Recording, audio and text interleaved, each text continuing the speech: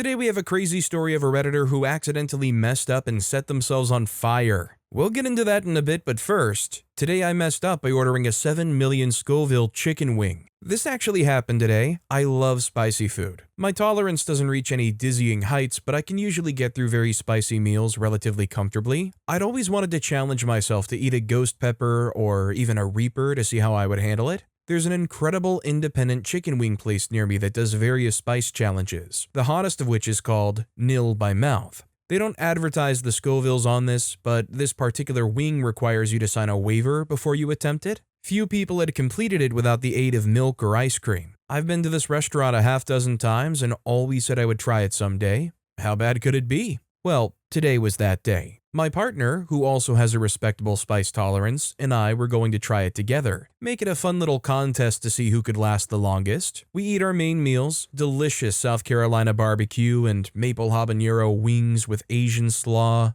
Awesome. Maple habanero is on the menu as very hot. We question their heat classifications because they were very easy. We're not convinced they're not overselling the heat on these death wings. It'll be fine, we deduce. Out comes the Nil by Mouth along with a set of gloves. The wings are drenched in thick, bright crimson sauce. It smells like pure spice and nothing else, but oddly appetizing and makes my mouth water. Waivers are signed to say that it's my fault if I get ill because I was stupid enough to try this. Still blissfully unaware of how bad this could be until the chef emerges from the kitchen, stands across from our table, crosses his arms, and grins. Just to say before you try this, if someone's already in the bathroom and you start to feel ill, we keep a bucket just inside the door that says staff only, says the waitress. Is it really that bad? My partner asks. It has been, she laughs. Oh, okay. We don the gloves. The couples on the tables next to us are watching us now. A premonition of, oh God, what have I done, fleets my mind.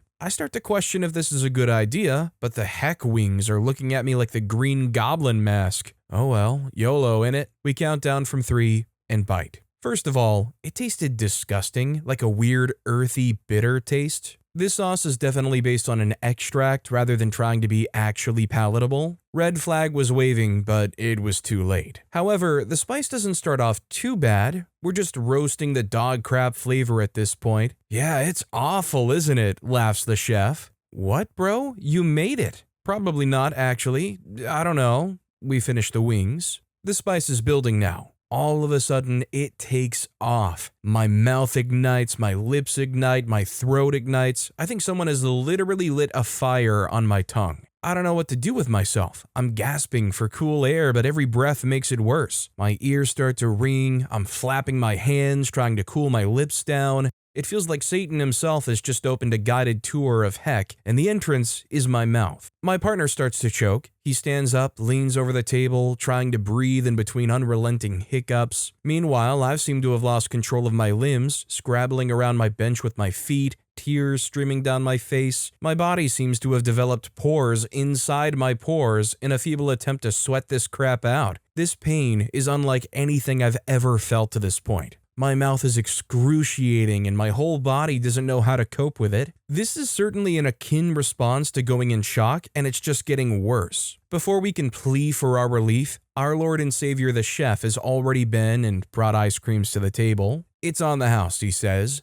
I think my man felt a tinge of guilt for all the enjoyment he was getting out of this. I got through 3 mini milks and a chocolate milk before I started to feel relief. I totally forgot my partner was even there. When I look at him, he's as red as the sauce itself. His pupils are so dilated I can barely see his irises. Usually a man of many words, he looks at me with tormented eyes. That was no joke, is all he says. I ask the chef how many Scovilles that was. 7 million, we're told. Holy crap. I knew that a Reaper was around 2 million, and I thought the sauce couldn't be much worse than that. What a numpty. Anyway, after 20 minutes or so, we recover, we go home. We're all good, right? But then it gets worse, and actually I'm pretty sure this isn't the end of it. We're lying on the sofa watching Off the Hook. My stomach starts to hurt. I drink some milk. It helps a bit. My partner's all good. I'm sure it'll pass. I lie back down as it seems to be the most comfortable position right now. Remember when I said the pain was unlike anything I'd ever felt until this point? Yeah, well, turns out I'd find out far sooner than I ever thought what a pain worse than that felt like. Suddenly, an excruciating, searing pain rips through my stomach. The embers have lighted again, but this time someone's doused my digestive tract with gasoline for good measure. The Death Wing has been greenlit for a sequel, and this time, it's bringing double the budget. I'm writhing in pain. My body feels like it's on fire again. I move to the bed to lay down. It's no good. No position helps. I move to the bathroom. I lay in the fetal position on the floor inside the shower, wet from the shower earlier, to try and cool down. It doesn't work. I'm screaming internally, hyperventilating, head light and wavering. I can see the light of heaven and St. Peter's pearly gates calling my name. I'm actually hoping I do pass out so I don't have to feel this pain anymore. My partner's freaking out. I can't speak to answer his questions. I'm shaking uncomfortably from the agony I am in. The pins and needles in my hands are so bad that I can't even move my fingers. I start throwing up on the floor. I manage to tell my partner to turn the shower on. He does, and I continue to throw up. The shower floor now swirling with my vomit, fully clothed and now freezing cold. My partner wants to call an ambulance, but I know the only way is to ride this out. Thankfully, it seems that vomiting managed to get enough of the demon spawn out of my system. Gradually, I start to recover. I took a full shower, drank a crap ton of milk and water, ate some bread, and now I sit here typing this tale of the accursed chicken wing that made this atheist see Jesus. And this may only be the beginning. You know what I mean. OP might be the first person completely willing to go to bat against the phrase, better out than in. I'm glad for OP's sake they got to learn the layout of their bathroom very well, because definitely the threequel is coming. Kern Panic commented, "A friend of mine ordered the wings with an included self-unaliving wing, a basket of wings with one wing of intense, ridiculously hot heat. Surprise! She said it was freaking hot but enjoyable, so next time she ordered the full basket of self-unaliving wings. Similar sensations to you, except driving home, she had to stop in the Parklands, where she promptly pooped herself under a tree." OP responded commenting, "Oh my god, I feel bad for laughing. That poor girl." Saturn's Hexagon commented, "I too like spicy food. An ex of mine bought me some hot sauce as a gift. She said she asked for the spiciest sauce they had. It came in a little black bottle and poured like syrup. I put a dab of the stuff on a taco and thought it tasted terrible. Within the next minutes, I started to sweat like I was running a marathon. My arms and hands began to tingle and went numb. I was home alone when I tried this sauce. I crawled to the bathroom and laid on the tile floor and sweat so badly after a few minutes, I was literally in a pool of sweat so deep you could hear water move if I moved. I laid there anticipating the end for maybe an hour before I was able to get up, and an hour later I was fine. I don't remember the name of the sauce, but I remember looking it up afterwards and it was an 8 million Scoville. Surprisingly, I did not have a spicy poo afterwards.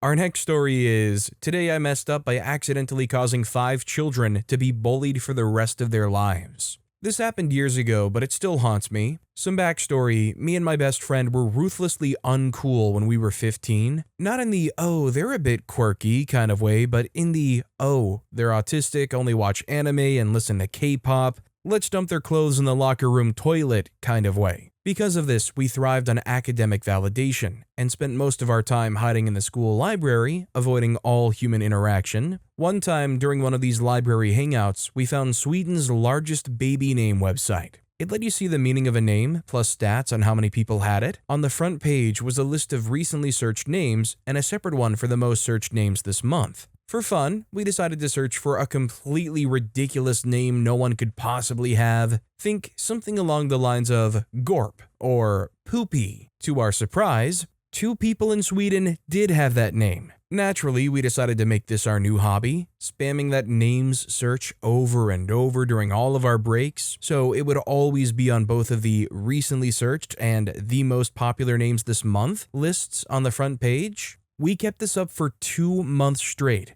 No sleep, no social interaction, only spamming. Then we moved on to a new hyperfixation. I think this was around the start of our haiku phase and completely forgot about it. Fast forward 5 years, we're older, less depressed, and actually have friends. We suddenly remember our Gorp bit and decided to revisit the website. That was when we saw it. There were now 7 people in Sweden with that name. Unless there was a sudden influx of Danish people with ugly names, the only explanation is that our bit actually worked. So yeah, if you're Swedish, born around 2015, and your name is ugly, I'm sorry. Okay, be honest with me, I want to know if I'm dumb. When OP said, if you're born around 2015 and your name is ugly, I'm sorry, that made me think, wait, when OP said, was there a sudden influx of Danish people with ugly names, did that mean like Gorp meant ugly in Danish? So I went out of my way to Google Translate. No, it's just Gorp. Gorp is Gorp.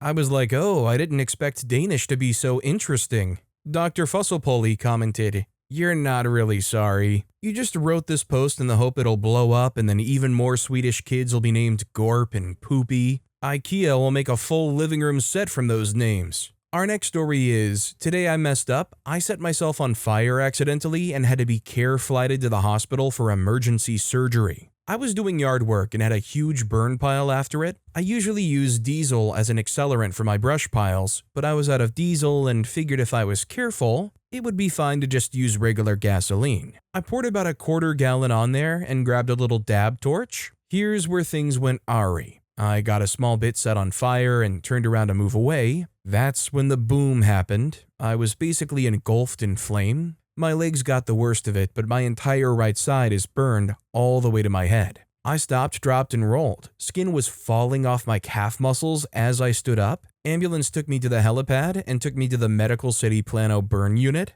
I have these special things stapled into my legs now, and we're about to do 6 skin grafts. Edit, this blew up more than I expected. I'm on a lot of heavy painkillers and weed gummies, and replying to so many well wishes is just not possible. Thank you all for your thoughts. You know, there's a lot of situations where you look at it and you go, well, that's a life lesson learned there. But it's usually reserved for the things like playing around with doors and you get your finger caught in one, or, you know, that one viral video that went around of the kid who thought he was Superman because he had a cape on and jumped down the stairs. This situation, OP definitely learned a lot, but it's really not fair to like hand wave it like, well, now you learned a life lesson, don't use gasoline, it can explode. And OP's honestly done a great deal of service by sharing their story, so anybody that reads it has a greater sense of awareness about it. Salsa Nacho commented, for those who don't know, gasoline is literally the worst accelerant to use to start a bonfire. Pretty much, it starts immediately evaporating very quickly, and those vapors are highly flammable, creating this rapidly expanding haze of explosive gas, which you are inevitably standing in.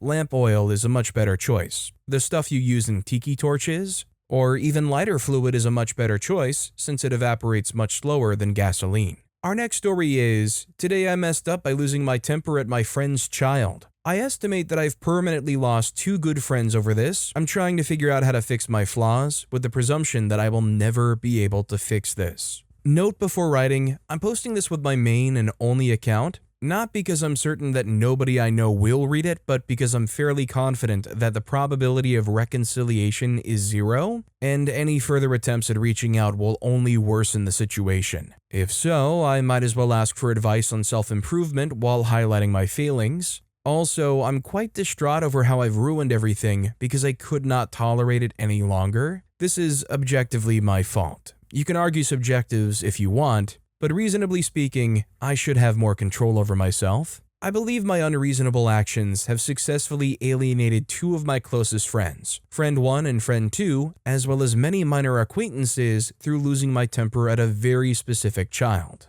Of friend 2, hereafter called the child, who has been, from my perspective, unreasonably demanding my time and energy for around 7 years. I have recently lost my temper multiple times in a handful of weeks, with my previous major outburst being in June and April this year, and my latest being a few hours ago. I live on a different continent from said child, and all outbursts have been in text or verbal format. I'm not this child's parent or guardian. In fact, my time zone is 15 hours ahead of this child, who's normally active and awake during the time span, which would be midnight to 3 p.m. for me. I'm currently too old, 30, to be studying for a bachelor's degree while remaining competitive in employability, but I am currently studying computer science, and my 3-hour lectures and classes are normally scheduled around 12 noon to 7 p.m. The accumulated stress of dealing with this child is compounded to the point that, as I'm thinking about the child now, my heart is beating about as hard and as fast as when I sprint.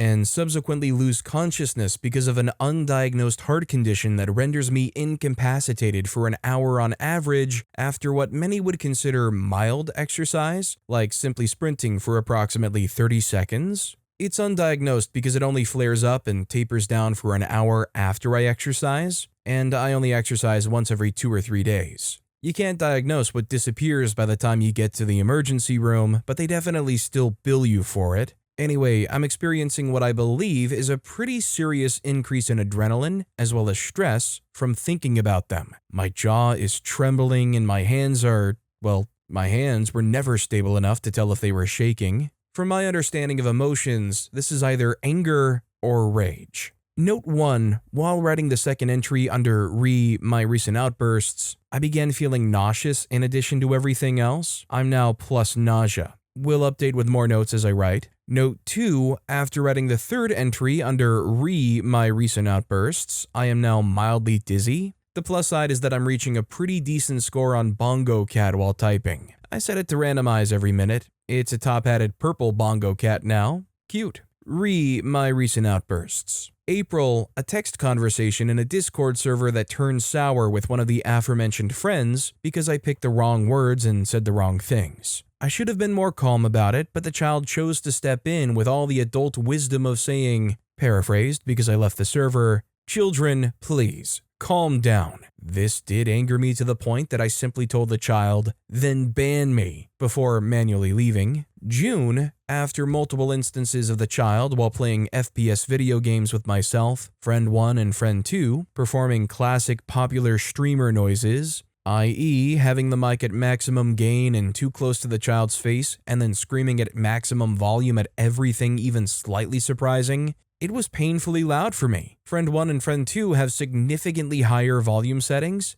and that's what made me mad. For audio context, my volume settings most of the time are not very high numbers when you do the calculations. The child often chose to use both in-game and Discord voice chat at once because the child considered doing so entertaining. Anyway, after many a month of this, I reached the end of my rope. The cause was, in a game with friend 1 and the child manually picking up the child's microphone, holding it right in front of the child's mouth, and screaming, "Geronimo!" at max volume. It was painful for me. I heard friend 1 quietly say, "Ow," and I felt numb. I felt so numb. I maxed out my own mic's gain, turned the noise filter on Discord off, and screamed at the child with all the mediocre training of a former choir boy who was in a choir group that was only sopranos, different story of 21 years ago, and still sings as a hobby. I damaged my throat and tasted blood for, I don't remember how long. I screamed at the child to shut up. I screamed at the child about how hearing damage is permanent with very few exceptions, and that anyone with higher volume settings than mine would be in serious pain and possibly hurt. I screamed at the child, demanding answers for why the child would hurt people the child presumably sees as friends. I screamed at the child that the child would very soon be a grown adult and such behavior or similar can be dangerous if brought outside, and if strangers don't appreciate being deafened, it could lead to serious injury. I screamed at the child about how friend 2, the child's parent, not present this time, was already middle-aged and loves music, and demanded answers for why the child would actively act in a way that will gradually take that away from friend 2. I demanded that the child apologize to friend 2 and promised to fix that behavior. The child did apologize to friend 2 afterward, but there were many other ways to handle this that I could have chosen. 3. Today. It wasn't even anything particularly out of the ordinary. The child was just doing child things in the usual FPS game, like blasting me in the back of the head endlessly with a piece of equipment that I'd previously described as worthless, back when it hadn't been reworked and buffed. The child had a history prior to this of blasting me in the back of the head endlessly with that, while repeating what I had said about the original equipment in a tone that I interpreted as mocking. It was probably an in-joke that I wasn't on the inside of. I left the game, blocked the child on every communication and gaming channel I know the child's account ID on, as well as in-game, and left every server that included the child. I talked to friend 2 about the behavior, and friend 2 talked to the child about it, and temporarily unblocked the child in-game so that I could be in the team, but when the child, who I have muted on voice chat following the events in entry 2 of this chapter, began typing in text chat, my temper flared, and I responded with, "I will charge friend 2 $10 for every word you freaking type. Shut up." I was kicked from the team. Obviously, this only covers the past 4 months. There are many years before this where I interpreted the child's actions as disrespectful, or wasting my time, or negatively affecting my health. While I don't largely remember these, I do remember 3 or 4 incidents where the child contacted me to play Uno, or Uno, the infinity one with 1,000 cards or something, or Uno on Tabletop Simulator. The Uno incidents. I don't remember when, because they all led to sleep deprivation and my forgetting the majority of the details of the rest of the week. Yes, I know I'm an adult and can walk away. No, I am very bad at saying I want to walk away from a group thing that I'm actively having to participate in, because I was raised to believe that it's disrespectful and dishonorable to refuse, in general, unless it's someone you're very much not friendly with. I actually hate Uno. It's not relevant to the child, I just hate Uno. It's a game of wasting your guest's time under the guise of socializing, because you couldn't think of anything else to do, and the standard 52 card games as well as Monopoly keep getting min-maxed by people who either happen to be highly skilled at them or can Google stuff on their phone and memorize stuff really quickly. 1. Uno. Normal. I don't know when. The child asked me to play Uno. Standard Uno. And proceeded to use host privileges to look at my cards, shuffle the deck, take whatever the child wanted from the deck, reshuffle my hand, swap my hand with the child's, force me to redraw my hand, somehow have something like 5 draw whatever cards at a time, etc. All the while screaming, "I hate you," when I used an unexpected non-number card. Also, the child took my hand of draw cards during the child's turn and simply used all the cards against me. This lasted for multiple hours and multiple matches, and I know this because friend 2 came in to tell the child that friend 2 doesn't think I deserve such words before leaving for work. As you can see above, my conduct does, in fact, deserve such words. I lost consciousness during the game because I didn't have the constitution to keep going. Note for the above, I found the details for it by scrolling back through my Discord message history with the search term Uno. The child started a call that lasted 12 hours. According to the history, the call would have ended around 13:50, if not slightly later. Apparently included at least one point of prolonged silence where I asked, "Are you there?" at 5:59, and I had to wake up for work at 5 a.m. the next day, which would require me to stay up long enough to wake up on time, as I cannot normally sleep longer than 8 hours. I received a message at 23:56 outright saying, "Hey Christopher, ready for more torture? Things?" I think I managed to wake up for work. I don't remember. Note, after checking messages, yes, I did wake up, almost overslept, had to wake up at 4 a.m. Ironically, this wasn't when I was experiencing these physical symptoms or openly hostile to the child yet. Yes, child, if you are reading this, I am copy-pasting messages you sent to me. I also remember that during that event of enthusiastically spending my entire day like it was water, you spawned and despawned dice because you liked how sad I sounded when they were despawned, and I was forced to play whatever you wanted to play. You told me that. I tried for every year before now to be nice to you and ignore every jab, so why am I being rewarded by having stress spikes when I remember any of this? Why is this worse than almost any memory of my youth? I'm quite sure that there were more Uno normal events, but I literally cannot remember them. Maybe there weren't, and it was all from the same 12 hours of Uno. What I do know is that I remember friend 2 leaving for work and returning from work, and I was still stuck in Uno.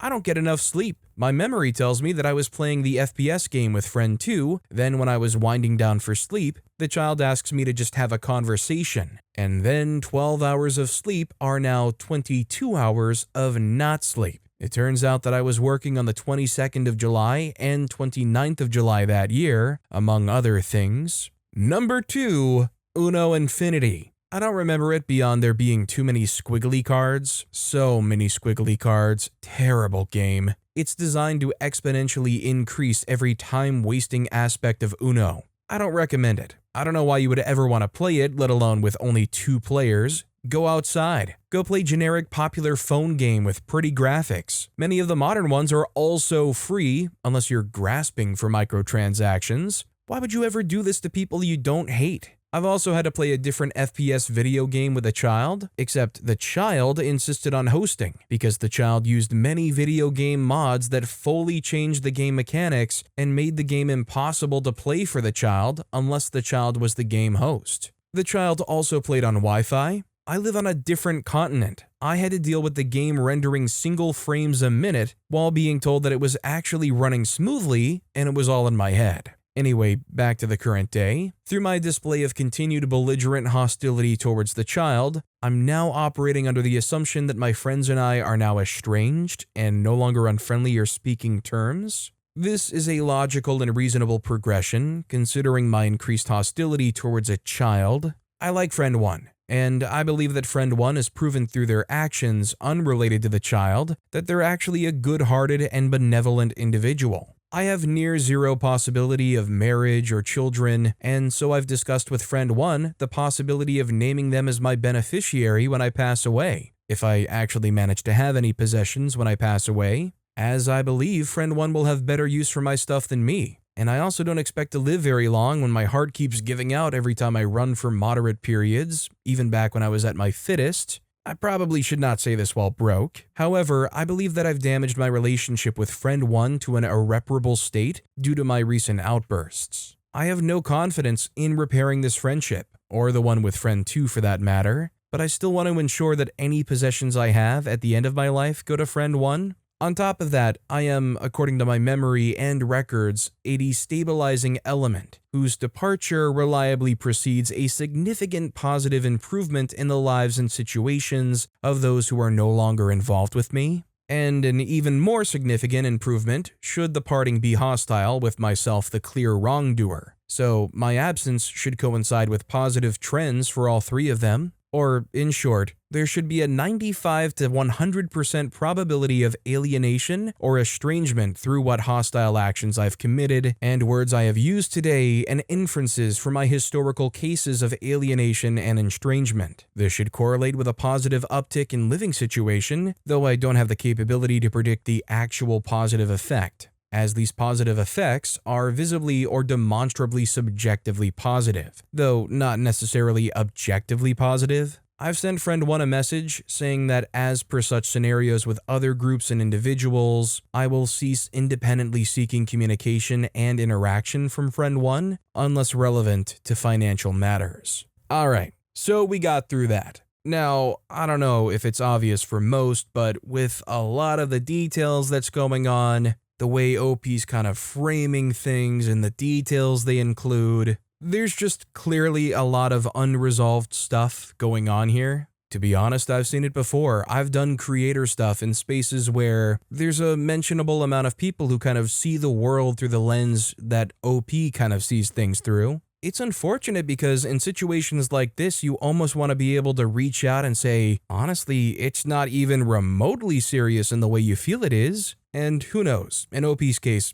it may actually be that serious. But generally, when I see and hear stuff like this, usually it is kind of this unfortunate self-destructive, okay, I'm gonna shut myself off from the world, excessiveness when it wasn't called for. Fat Man Puffing commented, I read half. You sound like you have serious mental health issues which you're blaming a child for? Honestly, going through 2 paragraphs talking about yourself and how hard your life is before even getting to what happened shows a serious level of inability to see how other people are struggling and making it sound like your struggles are above all else. If you are getting this out of sorts over a child in video games, it may be time for some self-reflection, and this post isn't that. Our next story is, today I messed up by not realizing I've been having allergic reactions. So I, 17, have a few allergies. I'm severely allergic to cashews and pistachios, as in I need an EpiPen in case of ingestion, and would go to the hospital afterwards. I also have a more tame allergy to oak trees, diagnosed years after my nut allergy. My oak tree allergy never really got in the way. I thought I would just get a rash or something if I came in physical contact with a tree. Nothing too severe or even inconvenient, but I never had to deal with it.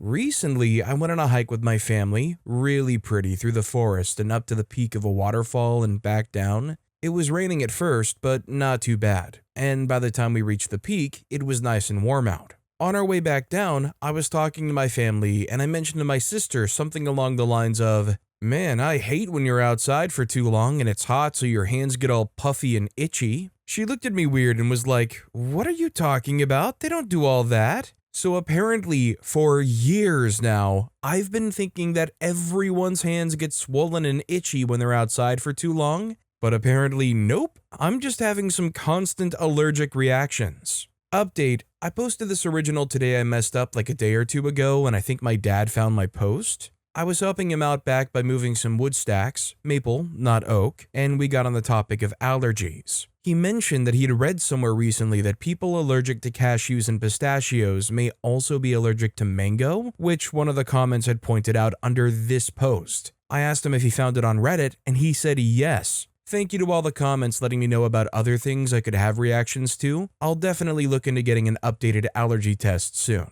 So that's just a fun update. Hey Dad, if you see this, don't worry, I'm not allergic to mangoes. Yeah, don't you hate when you walk around all day and you get home and you're like, man, I really wish I could breathe? To be fair though, I do know people with like general pollen allergies and they can be pretty miserable after a pretty average day. Twist the Spine commented, "This is actually very common when you hike in hot weather due to a combination of enlarged capillaries from the heat and dependent position while hiking. It's generally not allergy related, but some people do get it more than others." Our next story is, today I messed up by telling lies about remembering 9/11. This was not today, but I remember it very regularly and today it came to mind again. So, I was about 8 when I first learned about 9/11. I'm not from the US, so it wasn't something we talked about much in school, and until then, I'd never even heard of it. One day in September, personally, I assume it was on the exact day, just about a decade later, given the news report of it that day,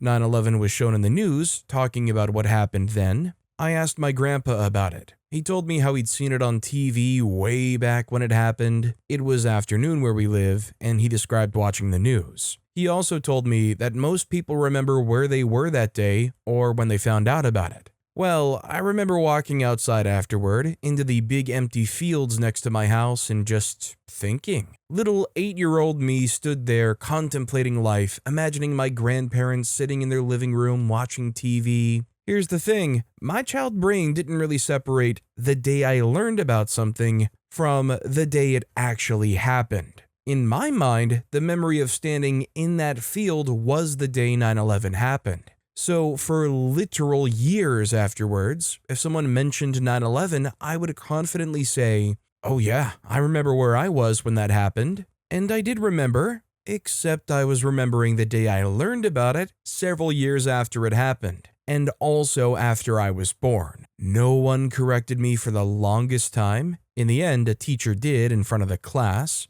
Now, every so often, I remember kid me solemnly recounting my memory of 9/11 to people who absolutely knew I wasn't alive then, and I want to crawl into the nearest hole and stay there forever. You know, this topic is very interesting to me because everybody seems to in the States really make a big deal out of the whole "everybody remembers where they were on that day" thing. For me, I was very young. I was in kindergarten. And I'm not sure if they suspended class or if they put anything on the TV, but I do remember getting checked out of class early and kind of enjoying that I get to randomly check out early for some reason and then seeing the news reports and my parents' reactions and whatnot. Squassy Frage commented, "Pretty much everybody has false memories about big or important events, and the certainty with which you remember them is in no way related to their accuracy. There was, for example, a study done in the UK many years after Diana's death, where about half of the participants gave details they could remember from the video of the famous crash, even though no such video exists." Our next story is, today I messed up by stepping on a rock while looking for a lunch spot. It wasn't a rock. Fair warning, this involves something unexpectedly unpleasant. While on holiday in Ireland, my friend and I stumbled upon a small secluded beach. Quiet, surrounded by cliffs, really beautiful. We'd brought lunch and were looking for a spot with a decent view of the sea. At one end of the beach, there was a low pile of large stones, arranged in a way that practically invited you to climb up and get a better vantage point. So naturally, I went for it. The moment my boot landed on the first stone, it gave way beneath me. Not like stepping into sand, but something softer, unnatural. I froze and slowly looked down, caught between shock and the horror of that unexpected softness. Slowly, I saw the truth. This wasn't a rock at all. It was the head of a long dead seal. As I shifted my weight, small creatures began emerging from beneath my boot. I shouted, leapt back, and spent several minutes running around the beach trying to wash away what had just happened, as if rinsing my boot in the sea would somehow undo it all. Needless to say, we didn't have lunch there. Since then, the whole thing's become something of a legend among friends. If I miss something obvious, I get, "You didn't notice the seal either. Accidentally touched something unexpectedly soft. An overripe bit of fruit, for example." Proper seal moment, and any seal video or meme sent to me without fail. The puns are relentless. Apparently, it's now the defining event of my life. Not quite what I had in mind, but fair enough, I suppose. And yes, I still hesitate before stepping on rocks. I will say, I live in a fairly hot, humid climate, so that kind of thing attracts a lot of frogs. When it is hatching season, you will know it because they are everywhere. And I gotta be honest, all it takes is one incident for me to be just forever watching the ground when I step outside from that point forward. And let me tell you, there are so many of them that when I take my dog out for a walk during hatching season, every 10 feet is a game over of Frogger, basically. Queen de Caffeine commented, "I lived at the coast for a while and took my dog to a local dog beach. Dog friendly, okay for dogs to be off leash, fenced off from the highway. Apparently my tiny dog was having a great time smelling things. Then she started rolling into a particular spot and actually fell through the sand into the chest cavity of a long dead and mostly buried seal carcass. She would not leave it. I had to physically remove her from the chest cavity. Then I had to swish her off in the ocean and put her in my car. I used about a half gallon of strongly scented dog shampoo at the local dog wash before the smell was neutralized. I had to get car deodorizers aimed for smokers before I could get it out of my car. Long story short, sort of been there. Memory will never leave me. You have my heartfelt sympathies." Our next story is, today I messed up by using spray-on sunscreen. I am a ghost white lady unless I get frequent sunlight. Only recently has my body learned to tan. Most of my life it was burnt red right back to white. I freaked up by not paying enough attention to where the sunscreen was going, maybe not applying it liberally enough, maybe I just need shorter periods in the sun to work up to a beach day. I generally wear jeans all day for work. I got no pigment of my own. We were at the beach for less than 4 hours and I applied it 4 times. But alas, I am an uneven, patchy, burnt girly. My toes are even half burnt and swollen for some reason. Never again. I will buy the rub-in lotion kind and apply it like my life depends on the barrier being perfection. See, this is why I just don't go outside. I ain't gotta deal with any of this if I just don't go outside. Just,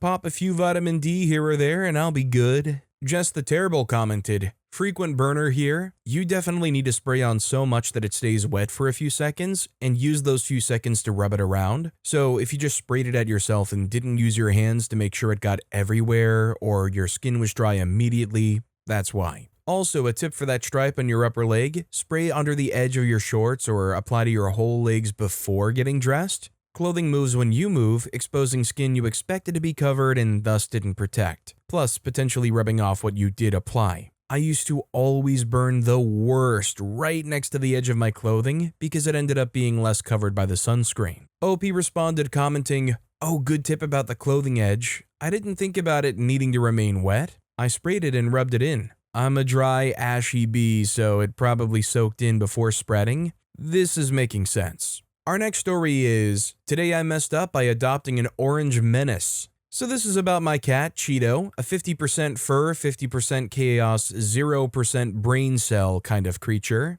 Today's events began when Cheeto made the executive decision to dance to the beat of his own meowth. My roommate's in the hallway when I hear her yell, "Freaking Cheeto, stop tripping me, you little idiot," followed by a loud thud and an even louder, "Cheeto!" I crack my door and ask, you good?" She shouts back, "Don't come out here, I'm getting out of the shower, Cheeto tripped me." Fast forward, I'm peacefully asleep that night when my brain gets jolted awake because Cheeto decided to bite me directly in the nose. Not satisfied with his day's work, he then jumps into my dresser drawer, but instead of landing like a normal cat, he manages to take the entire dresser down with him in one majestic crash. This animal's final brain cell is working at half power and pure spite. I love him, but I'm starting to think he's the reason we can't have nice things. To be fair, if you get a cat, you almost have to expect that something like this might happen. Even some dogs would be bad offenders in situations like this, where basically you can't leave like charging cables around because they'll eat them up or pull them out or whatever. Anything you're like afraid of potentially being scratched furniture-wise, you just have to accept it's gone. And sometimes, inexplicably, they might want to hop up on top of the TV or the kitchen cupboard and knock something over.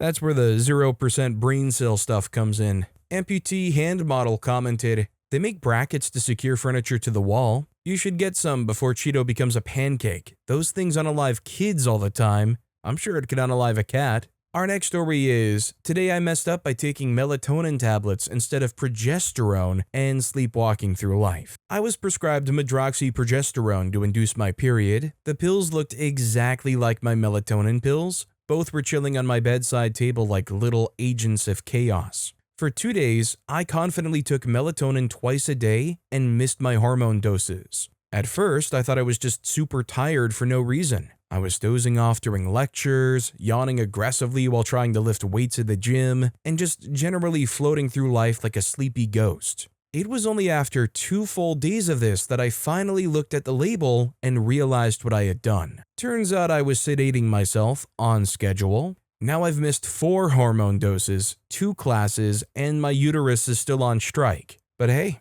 my sleep schedule? Immaculate. I mean, assuming OP managed to stay up through all of that sleepy time and sleep at their actual bedtime, then I'm imagining those sleeps did hit pretty hard. I mean, if it was even remotely similar to that situation where you stay up late too long 1 or 2 days, so you have that day where you stay up pretty much all day and sleep at a good time to reset your schedule, if it was like that, then head hitting the pillow must have been like nirvana. Tremenda Karusha commented, "At least the sleep schedule is now on point, though I can only imagine how chaotic things could have gotten if the melatonin had been a different kind of pill. Maybe next time label them with a permanent marker?" Our next story is, today I messed up by having a similar name to a man wanted in Turkey. This happened 2 weeks ago on vacation. I, 23-year-old male, and my family were visiting Turkey on vacation. I got to Istanbul a day before my family as I was flying in from the US, and my family was flying in from Pakistan, where they were visiting other family.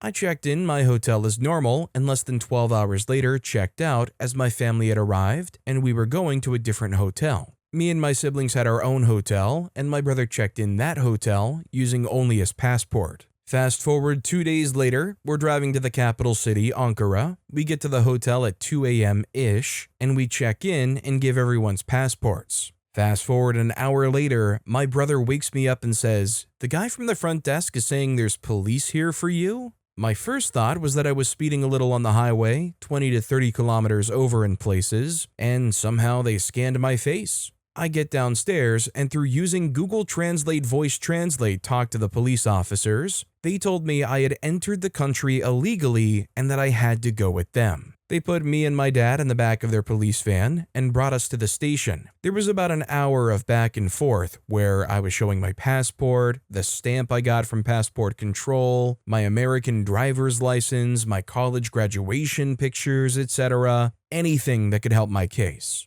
Eventually, an hour later, they tell me and my dad that there was a mix-up, and some guy who has my exact first and last name, save literally one letter, think last name of Jon, John, and John, John, was banned from Turkey, and some system mistakenly flagged me. Then they dropped us back off at our hotel at 4 a.m., and I fell asleep. The next morning, me and my family drive a couple of hours to Cappadocia to do the famous hot air balloon rides. My brother gathers our passports and sends them to our Airbnb host. We get settled in, and lo and behold, about 2 hours later, we hear a knock at the door. 2 police officers were there, and after another conversation using Google Translate, we explained the same situation happened last night. I showed them me and my brother's passports, showing them that we had the same last name, and they told us to have a nice day. Now, I don't really know anything about Turkey besides like the hair transplant meme, but It's not exactly a shining endorsement that OP literally didn't even have the same last name.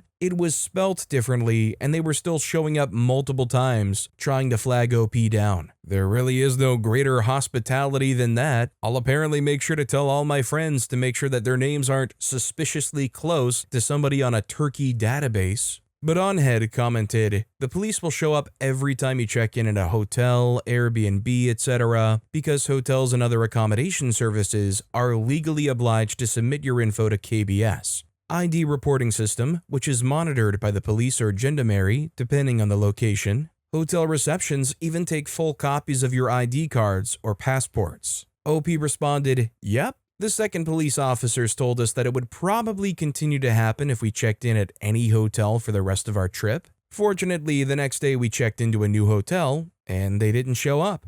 I was holding my breath waiting for them." Our next story is, "Today I messed up after getting stood up.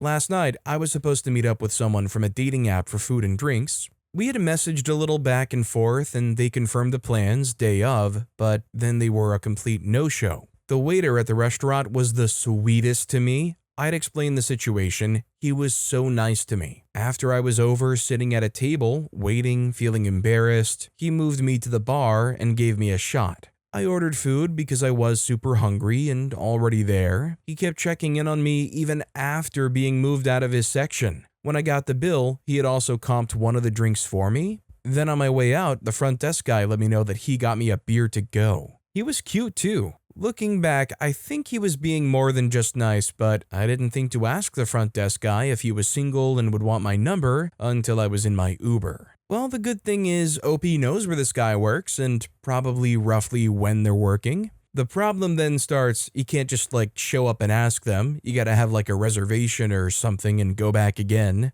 Gord Downey commented, "Why do you think you missed the chance to shoot your shot since you didn't get his number right away?" I think he has patience. He's a waiter. Our next story is, "Today I messed up by finding out my wife and I used the same toothbrush. Turns out for the last 4 months, my wife, 31-year-old female, and I, 27-year-old male, have been using the same toothbrush. For some context, back in April, we both went to the dentist and opted to get a new toothbrush while we were there. They had a buy one get one deal going on. These toothbrushes are electric with exchangeable heads in green, blue, and purple. One of us chose purple, the other chose blue. Now, all of this time, I could have sworn that I chose purple. It's my favorite color, and anytime purple is a choice for anything, I choose it, and my wife's favorite color is blue. So you would think logically, me, purple, her, blue, but I digress. We have an 18-month-old, and I work a lot, so we usually don't go to bed or wake up at the same time.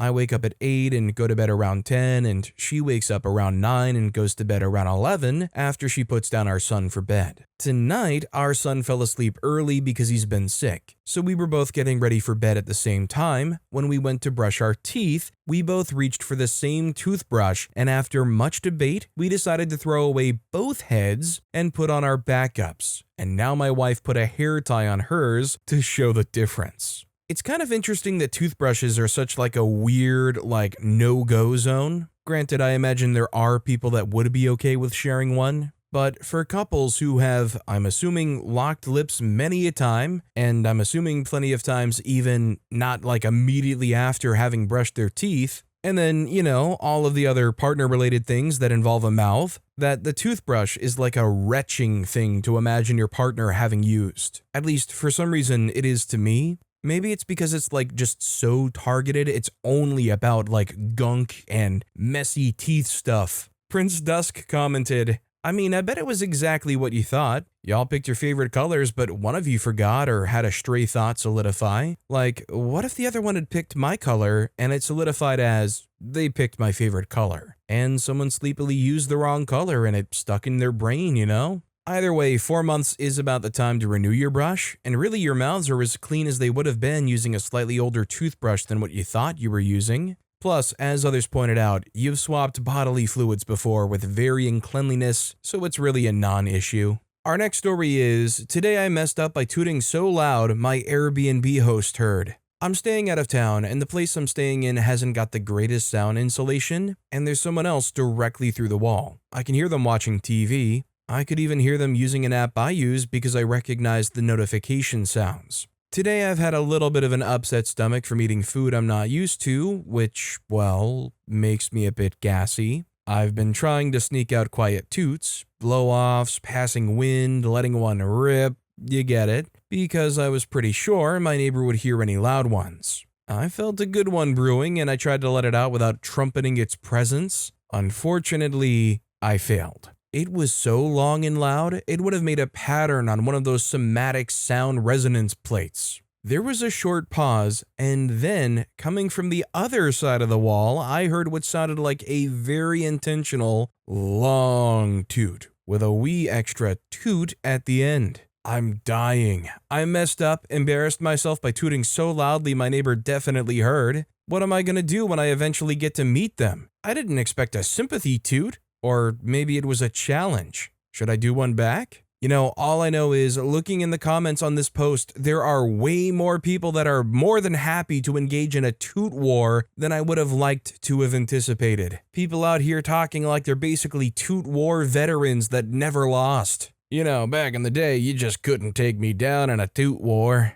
That thing on the floor commented, I had a toot match with my father when I was a teenager many moons ago. We'd had chili for dinner that night. I'm sitting on the home computer in the office doing homework on Word 95. He's just outside the office in his recliner watching TV. It starts mild, small but audible toots, much like dueling banjos but dueling buttholes. Eventually we ramp up to a full-blown blowout match until the old man cranks a particularly wet-sounding toot. What am I reading? There were a few moments of silence as the old man's calculating, hoping, beseeching all the gods of humankind that the worst hadn't come to pass. The silence passes. I wait with bated breath to see a victor declared, and that victor be me. The old man just curses and utters under his breath and waddled out of his leather recliner, in shame, towards the bathroom, which was occupied by my mother at the time. Ah, farts. Shouldn't trust them. Our next story is, today I messed up by not correctly setting up my TV for several years.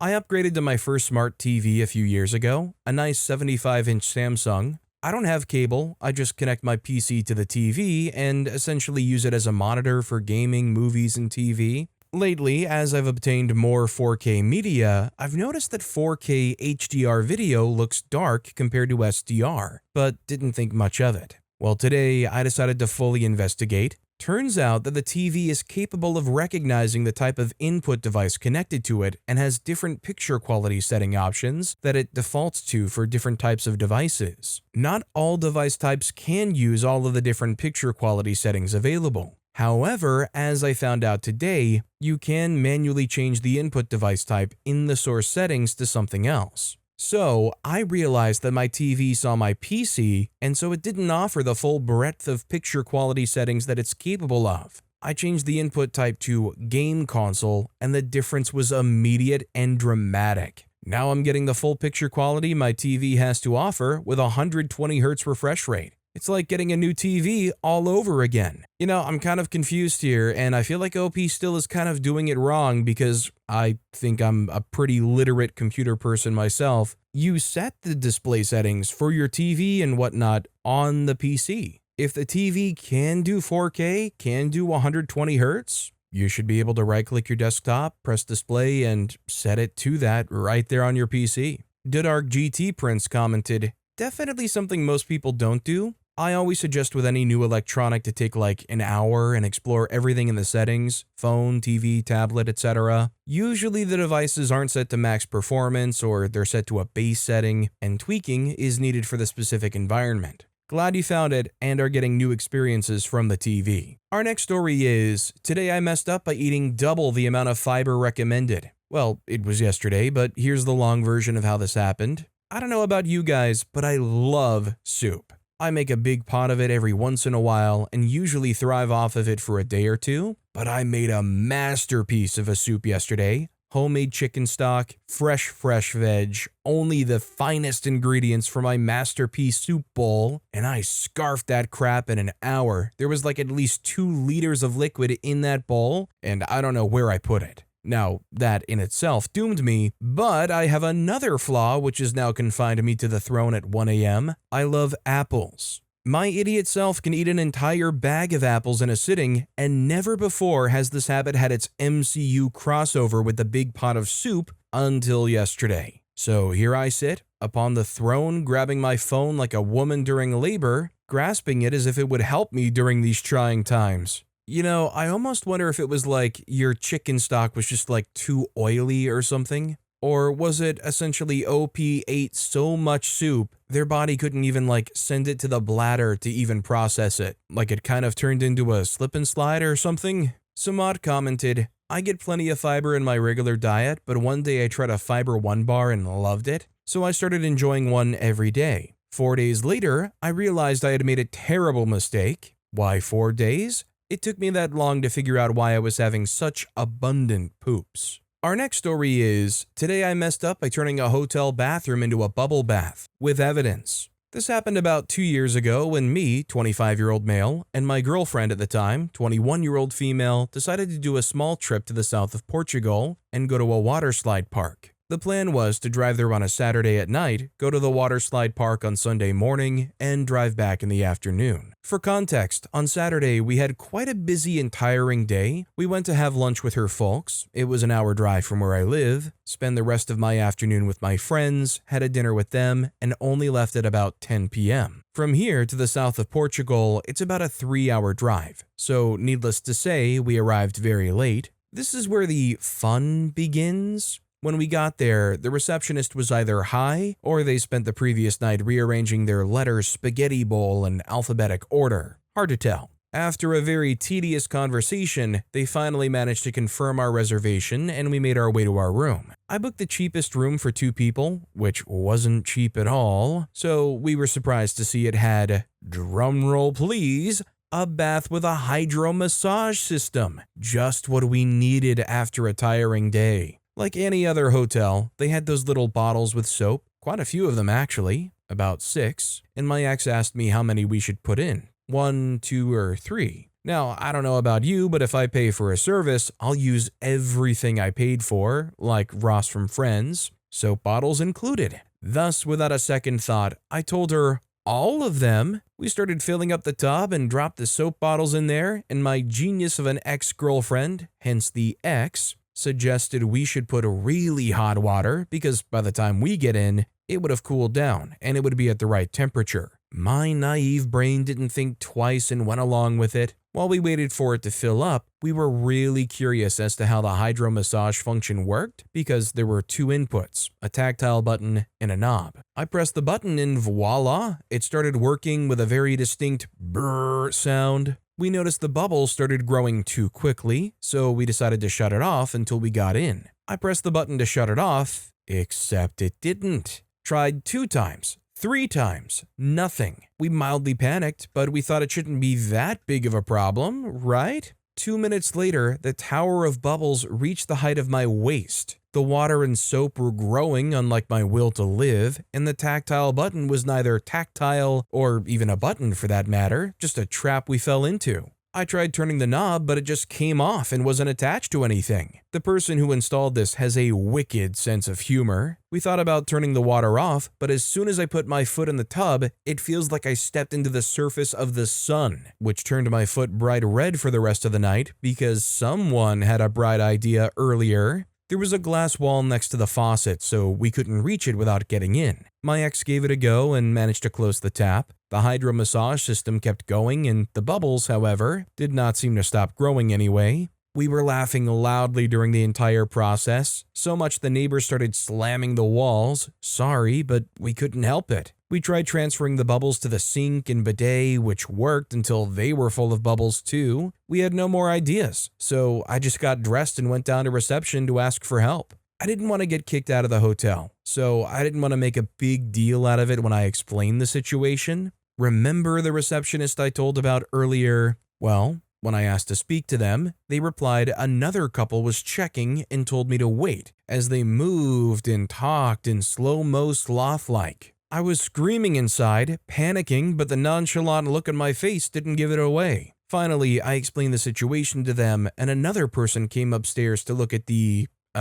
slightly troublesome situation. As soon as they opened the door, Well, they started laughing. The bubbles had spread all the way into the bedroom, while the bathtub had a waterfall of bubbles coming down from the inside of it into the ground. The man managed to open the electric panel, turned off the electricity, and gave us some towels to try and pick up the mess, since the cleaning crew would only come in the morning. Although we were very tired, not taking a bath wasn't an option, so we cleaned it up. It was already about 5 a.m. when we finally managed to take a bath. We went to the water park the day after. I got sick, and we came back to my house quite early. Was it worth it? I don't know if I can recommend a bubble bath like this one, but amidst the chaos and pain from the long day, it was one of the funniest nights I've ever had. Feel free to leave a question. I feel like OP's just being like overly petty, saying that was the reason they became their ex. I mean, to be fair, if I was in OP's shoes, yeah, it's gonna cool off by the time we get in. Good idea. In fact, OP themselves said, yeah, that makes sense. I went along with that logic. You can't just blindly go along with them and then after the fact say, that's why I broke up with you, because you misled me. But with that being said, that's all the time we have for today. Now, if you want to hear another absolutely crazy story of a Redditor who messed up, check out that video on the left. Or if you missed my latest video, check out that video on the right. That said, I'll see you all next time with some more stories.